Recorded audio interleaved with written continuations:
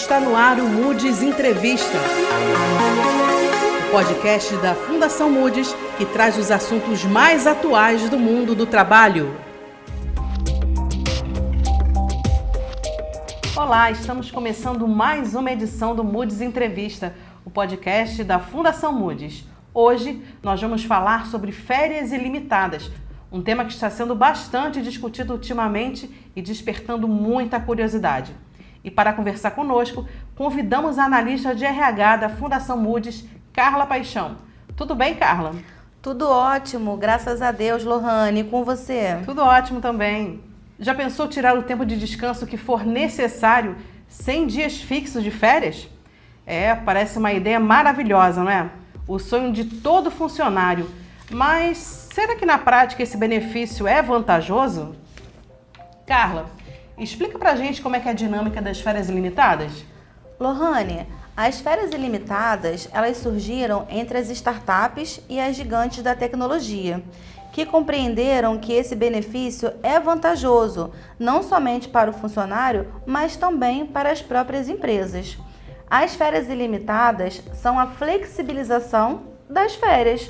O colaborador, ele fica livre para folgar quantos dias ele quiser e quando ele quiser, desde que cumpra com todas as suas tarefas e, claro, em tempo hábil e com qualidade.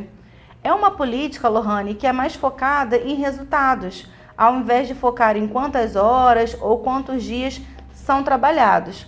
As férias ilimitadas não são bagunça. As empresas precisam estabelecer regras, como, por exemplo, a quantidade permitida de dias consecutivos fora do escritório, as diretrizes da produtividade e também a conclusão ou o direcionamento de projetos em andamento antes de sair de férias. As férias ilimitadas são realmente um benefício ou, na verdade, uma armadilha? Depende, Lohane. É um excelente benefício se houver compromisso e responsabilidade. O colaborador poderá equilibrar a sua rotina pessoal com a sua rotina de trabalho. E esse equilíbrio proporcionará diversos benefícios para ele. Porém, Lohane, também pode se tornar uma armadilha, se o colaborador priorizar um lado em detrimento do outro. É necessário que o colaborador dê a devida importância para os compromissos, tanto pessoais quanto profissionais. E para a empresa também é um benefício, pois ao adotar essa política de férias ilimitadas, a empresa irá demonstrar para o seu time que confia neles. E eles, ao se sentirem mais confiantes, ficam mais propensos à criatividade, à inovação e a resultados de alta performance. Porém, Lohane, é muito importante a gente ressaltar que quando há confiança, não pode ter controle. E para ter a ausência de controle e não se tornar uma armadilha, é necessário ter uma mínima orientação. As lideranças devem conversar com os seus times sobre os comportamentos que são aceitáveis e apropriados. E o mais importante, a liderança também deve dar o exemplo. Nos Estados Unidos, empresas como Netflix, LinkedIn já aderiram a este novo modelo e concedem férias ilimitadas aos funcionários de gestão. E aqui no Brasil, Carla, você acha que seria possível?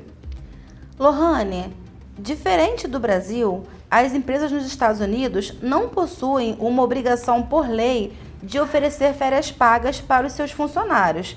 Aqui no Brasil, a lei diz que os funcionários têm direito a 30 dias de férias remuneradas a cada ano trabalhado.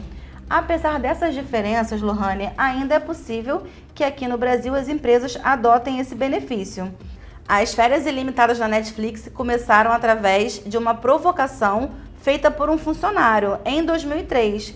Ele disse, abre aspas, estamos todos trabalhando online aos finais de semana, respondendo e-mails fora do expediente e tirando tardes de folga para cuidar da vida pessoal. Nós não contabilizamos as horas trabalhadas por dia ou por semana. Então, por que estamos contando os dias de férias por ano? Fecha aspas. Lohane, a provocação desse funcionário nos faz refletir, não faz? Sim, com certeza. Eu reflito que além de um benefício, acaba sendo uma compensação, um equilíbrio. Mas é claro que dependendo da atividade exercida, independente do país, esse benefício será um pouco mais difícil de ser concedido. porque existem atividades que exigem um planejamento de substituição para a ausência daquele colaborador. Muitas atividades, principalmente aqui no Brasil, ainda não são voltadas apenas para resultados e dessa forma fica um pouco mais difícil a implementação das férias ilimitadas. E, na sua opinião, quais seriam os principais impactos positivos, negativos, tanto para o profissional quanto para a empresa? A principal vantagem para o colaborador seria a liberdade, a possibilidade de pausar as suas atividades profissionais no momento em que o seu corpo ou a sua mente sentir essa necessidade. As férias ilimitadas não significa necessariamente que o profissional irá pausar as atividades para passar semanas na praia. Às vezes a pessoa precisa ir ao médico, ir ao banco ou apenas deseja reencontrar os amigos, ficar mais tempo com a família e cuidar da saúde mental. E Lohane, quando o colaborador ele cuida de si, ele está cuidando do capital mais valioso da organização, que é o capital humano. E a desvantagem, Lohane, para o colaborador seria o receio de ser mal visto pela empresa ou pelos colegas de trabalho ao usufruir desse benefício. Para as empresas, a grande vantagem, eu diria, que seria exatamente a vantagem competitiva, porque esse benefício atrai e retém talentos dentro da organização. Porém, o receio das empresas é que os colaboradores possam vir a abusar e ficar semanas ou mesmo meses sem trabalhar. Porém, as pesquisas mostram que isso não é comum. Pelo contrário, acredito que justamente o receio de ser mal visto faz com que as pessoas façam o contrário e acabem optando por tirar menos tempos de férias. Se o foco das férias ilimitadas é o equilíbrio entre vida pessoal e profissional, não pode ser mais nem para um lado e nem mesmo para o outro. Os colaboradores e as empresas precisam entender e respeitar as suas necessidades e possibilidades para que as desvantagens sejam minimizadas o máximo possível e as vantagens sejam aproveitadas por todos. Carla, muito obrigada pela sua participação no Moody's Entrevista de hoje.